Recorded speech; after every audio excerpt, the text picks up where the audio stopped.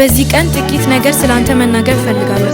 ራሴን ካወቅ ጀምሮ በትንሹ አእምሮዬ ያስተዋልኳቸውን ነገሮች ልፍ ናቸው። ለአገልግሎት ያለ ትጋት፣ ጌታን እጅግ መውደድ፣ ከልጅነት ጀምረ እግዚአብሔር የሰጠህን የመንግስቱን ወንጌል ስራ ሳትደክም ሳትታክት በብዙ ትጋት እየመጣ ስላለ ቤትህን፣ ትዳርህን ማክበር፣ ልጆችን መውደድ፣ መንከባከብን፣ ስስት የሌለበት አባትነትህን፣ ቤተ ክርስቲያን የምትመራበት ጥበብ። በእናቱ ሞት ሐዘን ምክንያት የረጅም ዓመት ልፋቱን ማስተርስ ኦፍ ክርስቲያን ቴዎሎጂ ያልተቀበለው እዩ ጩፋ በቤተ ክርስቲያኑ ተቀበለ። ጭብጨባ የት አለ? ቆም ብላችሁ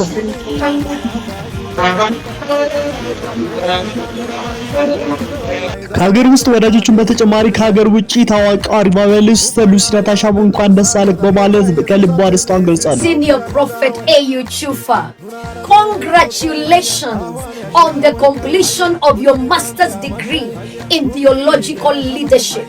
I pray for you. May God increase you in wisdom, in grace, in influence for greater kingdom impact. የነብዩ እዩ ጩፋ የመጀመሪያ ልጁ ረዲት እዩ ጩፋም ደግሞ በመድረክ ላይ ወጥታ ስለ አባቷ ለአገልግሎት ያለው ክብር፣ ትጋት፣ ስለ ቤተሰቡ ፍቅር፣ ለቤተሰቡ ያሳየው መስዋዕትነት የከፈለው በጣም አስደናቂ መሆኑን እንግዲህ በአደባባይ እንደዚህ መድረክ ላይ ቆማ ስለ አባቷ መስክራለች። ከልጅነት ጀምረ እግዚአብሔር የሰጠህን የመንግስቱን ወንጌል ስራ ሳትደክም ሳትታክት በብዙ ትጋት እየመጣ ስላለ ቤትህን፣ ትዳርህን ማክበር፣ ልጆችን መውደድ፣ መንከባከብን፣ ስስት የሌለበት አባትነትህን፣ ቤተ ክርስቲያን የምትመራበት ጥበብ፣ ከ13 ዓመት በላይ በክራይስት አርሚ ዓለም አቀፍ ቤተ ክርስቲያን በአገልግሎት በብዙ ውጣ ውረድ የመጣህበትን የቆየህበትን ጽናትና ብርታት፣ በዚህም እግዚአብሔር ምን ያህል እንደረዳ አብሮ እንዳለ ማየት ችያለሁ። ለዚህም እግዚአብሔር እጅግ አድርጌ አመሰግናለሁ። እንዲሁም ደግሞ እኔ ጨምሮ እስካሁን 5 ልጆች ከጌታ ተቀብለ እንደ መጽሐፍ ቅዱስ በሽማግላችን ፈቀቅ ከማልንበት መንገድ ስለምትመራን እናመሰግናለን። በዚህ ሁሉ ስታልፍ ስንፍና ሳይዝ ከመድረክ አገልግሎት ባሻገር ለትውልድ የሚተርፍ ገናናው ኢየሱስ የተሰኘው መጽሐፍ ለትውልድ በማስቀመጥ የተሰማኝን ትልቅ ደስታ ለመግለጽ ወዳለሁ። የእግዚአብሔር ሰው ነብዩ እዩ ጩፋ የማስተርስ ኦፍ ክርስቲያን ቴዎሎጂ ዲግሪ ምረቃ ስነስርዓታቸው በበርካታ እንግዶች፣ ቅዱሳን ወዳጆችና አገልጋዮች በተገኙበት እጅግ ደማቅና የተዋበ ሁኔታ ተካሂዷል። ነብዩ እዩ ጩፋ ላለፉት ዓመታት ትምህርታቸውን በትጋት በጽናትና በታማኝነት ሲከታተሉ ቆይተዋል። ሆኖም ግን ከአንድ ዓመት ከ6 ወራት በፊት በእናታቸው ወደ ጌታ በማረፍ ምክንያት በጥልቅ ሐዘን ውስጥ ስለነበሩ የምረቃ ስነስርዓታቸውን በታቀደለት ጊዜ ማካሄድ አልቻሉም። ሐዘንና ደስታ በአንድ ጊዜ አብሮ ሊከበሩ እንደማይችሉ በመግለጽ ለትምህርት ተቋሙ ባቀረቡት ጥያቄ መሰረት ፈቃድ ተሰጥቷቸው የምረቃ ስነስርዓቱ ለዛሬው ዕለት ተላልፎ ተካሂዷል። በሌላ በኩል ነብዩ የዶክተሬት ወይም ፒኤችዲ ትምህርታቸውን ያለማቋረጥ በመቀጠላቸው በቅርቡ የዶክተሬት ዲግሪያቸውን እንደሚያገኙም ተረጋግጧል። እንደ መምህራኖቻቸው ገለጻ ነብዩ ጩፋ በትምህርታቸው ጠንካራ፣ ትጉህና ተስፋ ሰጪ ተማሪ ነበሩ ሲሆን በጥናት ዘርፍም የተለየ ብቃት አሳይተዋል። በምረቃ መድረኩ ላይ ያቀረቡት ጥናታዊ ጽሑፍም ለተሰብሳቢው ማህበረሰብ ይፋ ተደርጓል። በተያያዘም ነብዩ እዩ ጩፋ የስኬታቸው ምንጭ ለሆነው ለእግዚአብሔር ክብርና ምስጋና ካቀረቡ በኋላ ለክራይስት አርሚ ኢንተርናሽናል ቤተክርስቲያን ለቦርድ አባላት፣ ለጽህፈት ቤት ኃላፊዎች፣ ለአብሮ ሰራተኞቻቸው ወይም ፓርትነሮች፣ በሀገር ውስጥና ከሀገር ውጪ ለሚገኙ ወዳጆቻቸው እንዲሁም ለኮሌጅ ፕሮፌሰሮችና ዶክተሮች ከልብ የመነጨ ታላቅ ምስጋና አቅርበዋል። በአጠቃላይ እግዚአብሔር ሰው ነብዩ እዩ ጩፋ የማስተርስ ዲግሪ ምረቃ ስነስርዓት በበርካታ ቅዱሳን ወዳጆችና እንግዶች በተገኙበት እጅግ ደማቅና ታሪካዊ በሆነ ሁኔታ ተካሂዶ ተጠናቋል። ሰላም ነው ብናላችሁ ውድ ተመልካቾቻችን፣ እንግዲህ ዛሬ ያወራን ያለውና እየተነጋገርነው ያለነው ስለ ማን ነው ካላችሁ ስለ ታላቁ ነብይ እዩ ጩፋ ምርቃትን አስመልክቶ ነው ማለት ነው። እንግዲህ ታላቁ ነብይ እዩ ጩፋ በትናንትናው ዕለት በሰኔ 14 ማለት ነው ክራይስት አርሚ ኢንተርናሽናል ቤተክርስቲያን እንግዲህ ሁለተኛ ዲግሪ ወይም ደግሞ ማስተርሱን ወስደዋል ማለት ነው። ሰውን ማመን ግን ከባድ ነው በዚህ ዘመን። ምክንያቱም እንግዲህ እሱ እየተማረ እንደሆነ ማንንም ያሰበ ሰው የለም ትምህርት ላይ እንደነበረ። እኔ እንደውም አንድ ቀን በጣም ከባድ እንግሊዝኛ ተናግሮ በጣም አስገርሞኛል። ፊልም ያያል እንደ ምናምን እስከማለት ለጋጀለስ እየተማረ ነውና ጭራሽ ትምህርቱን ደግሞ ለብልቦ ይሄው እዚህ ማስተርስ ላይ ደርሶ አሁን ዶክትሬቱንም ሊቀበል ነው።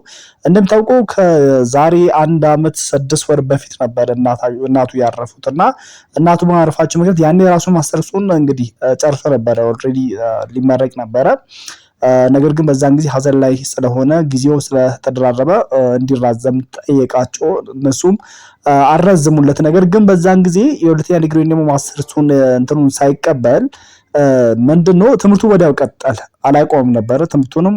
ሶስተኛ ዲግሪውን ቀጥሎ አሁን ከጥቂት ወራት በኋላ ደግሞ እንግዲህ ሶስተኛ ዲግሪውን ደግሞ ፒኤችዲውን ይወስዳል ብሎ እየተጠበቀ ይገኛል ማለት ነው። በዚህ መግለጫም ተገልጿል ማለት ነው። እንግዲህ እዛ ላይ በጣም ትልቅ ሰዎች ናቸው የተገኙት። በተለይ እንደሱም ደግሞ የተለያዩ ቤተክርስቲያን መስራቾች እና ባለራዕይ የሆኑት እንደነ ነብይ ሄኖክ እንደነ ነብይ ገቢ ጉተማ ብዙ እንደ ዘማሪዎች ወርቅነህ አላምሮ እነሱን ተገኝተዋልና በጣም ብዙ ሰዎች ናቸው። እነዛም ደግሞ ዶክተሮች በተለይ ደግሞ በዚህ በመንፈሳዊ ትምህርት የተሰማሩ ኮሌጆች ዲኖች ምናምን ነገሮች እዛ ተገኝተዋል ማለት ነው። የኔ ጥያቄ የነበረው ነገር ምንድነው ለምንድነው እዛ ኮሌጅ ሄዶ ማስተር የማይቀበሉ ብዬ ነበር። ግን የኔ ስህተት ምንድነው እዚህ ጋር እንዴት እሱ የተመረቀው ከዛሬ 1 ዓመት ከ6 ወር በፊት ነበረ። ነገር ግን ደግሞ እንደዛ ስለሆነ ለካ በዛን ጊዜ መቀበል ስላልቻለ አሁን አራዝሞት ነው ወደዚህ እና እዛ ሄዶ መቀበል አለበት። እዛው ኮሌጁ ጋር ለምን አልተገኘም? ቤተክርስቲያን ድረስ ለምን መጡ ምናምን የሚል ጥያቄ ሆኖብኝ ነበር። አሁን ደግሞ ተመልሰ ሌላ ራስ ምክንያቱም አሁን የሱ ባች የለም፣ ሌሎቹ ከሱ ጋር የነበሩ ተመርቀው ወጥተዋል። እንግዲህ ከማን ጋር ይቀበላል እዛ ሄዶም የሚለው ነገር ነው። እንደገናም ደግሞ ቤተክርስቲያን ውስጥ ያው እንዲህ በጉባኤ ፊት ለፊት ከቤተሰቡ ጋርም ከወዳጆቹ ጋር እንግዲህ ማክበር ይሻላል በሚል ሀሳብ ይመስለኛል። እና በጣም የሚገርመው ነገር ደግሞ ልጁ እያደገች ነው እንደቀልድ። ልጁ እንግዲህ አሁን ትንሽ ነበረች ከዚህ በፊት ከቨር ሙዚቃ እንትኖች መዝሙሮችን ስትዘምር ምናምን ብዙ ጊዜ እናያታለን። እና አሁን ደግሞ እንግዲህ ትልቅ ሆናለች። አይ ቲንክ እድሜዋ 14-15 ሆናል። እና 14-15 ማለት ቀላል አይደለም። እና አሁን እንግዲህ በጣም የሚገርመው ነገር እዚህ ጋር ስለ አባቷ ስትመሰክር ነው እንትን ያድርኩት። እና እንደውም ድሮ አስተውላችሁ ከሆነ ስትናገር ትኮላትፋለች ነበርሽ በጣም ስታወራ። አሁን ግን አድጋ እንግዲህ እንደ ትልቅ ሰው ስለ አባቷ እንግዲህ እኔ ይህን ታሪክ ራሱ አውቃ አይመስለኝም። ምናልባት ጠይቃ ወይ ደግሞ ተናግሯት ይሆናል እንጂ ለዛ 13 ዓመት ክራይስት አርሚ ኢንተርናሽናል ቤተክርስቲያን መርተሃል፣ በትጋት ምናምን አገልግልሃል ምናምን ብላ እሷ የተጠቀመቻቸው ቃላቶች ራሱ የትልቅ ሰው ቃላት ነው። እና በዚህ ዕድሜ ነገር ታውቃለች ብዬ አላሰብም። ግን ደግሞ አስቡት እናንተ የመጀመሪያ ልጃችሁ በዚህ በአደባባይ እንደዚህ በሺዎች በሚመለከቱት ሚዲያ ፊት ለፊት ቆማ ስለእናንተ ስትመሰክር ከዚህ በላይ እንግዲህ ፈጣሪ እንዴት ሊያመሰግን ይችላል? እሱ በእውነት እኔ በጣም ደስ ያለኝ እና ልጁ እንደዚህ የበኩር ልጅ የመጀመሪያ ልጁ እንግዲህ እንደዚህ በመድረክ ላይ ወጣ ስለሱ ታወራ እንግዲህ በጣም ትልቅ ኩራት ለእግዚአብሔርም ደግሞ ምስጋና በደንብ ሊያቀርብ ይገባል ብዬ አስባለሁ። እና በጣም አስደናቂ ነገር ነው ማለት ነው። እና ከዚህ ጋርም ተያይዞ አንድ ሰዎች ጥያቄ ሆንባቸዋል። ዲግሪውን መቼ ተምሮ ነው ለማስተርስ የበቃው የሚሉ ብዙ ሰዎች ደግሞ አሉ። እና ዲግሪ ጨርሶ እንግዲህ በመለኮታዊ ትምህርት እንደሆነ ነው ዲግሪና ዲፕሎማውን እንግዲህ ልጁ ረዲት ይህ ጩፋ እንደገለጸች ከሆነ ማለት ነው እንግዲህ በመለኮታዊ ትምህርት ነው ዲፕሎማና ዲግሪውን የጨረሰው። ከዛ በኋላ ደግሞ ማስተርሱን ቀጠለ ማለት ነው። ምናልባት እኛ ላናቅ እንችላለን። ሁሉም ነገር ደግሞ ወይ ወደ ሚዲያ ማምጣትም ተገቢ ላይሆን ይችላል ብሎ ስላሰበ ይሆናል ምናልባት ዲግሪውን ሲመረቅ ያላሳየን ወይም ደግሞ እንደዚህ እንትን ያላለ። አንዳንድ ሰዎች እንግዲህ በገንዘብ ነው የሚሉም ሰዎች አሉ። በገንዘብ ገዝቶ ነው እንጂ ተምሮ አይደለም ላሉ። ለግድ ደግሞ እንግዲህ እየተማረ መሆኑን ለግድ ለሚዲያ በየቀን ወደ ክላስ ሲሄድ ሲማር እንደዚህ እየተማርኩ ነው ብሎ መናገርም ግዴታ ነው ብዬ አላስብም። እንግዲህ እኔ ግን እንኳንም ለዚህ በቃ እንኳን ለዚህ ያደረሰክ ነብያችን ወድሃለን ለማለት ፈልጋለሁ። እናንተ ደግሞ የተሰማችሁን ሀሳብ አስተያየት በኮሜንት መስጫ ላይ እንድጽፉልኝ ፈልጋለሁ። ወዳችኋለሁ። ሰላም ሁኑልኝ።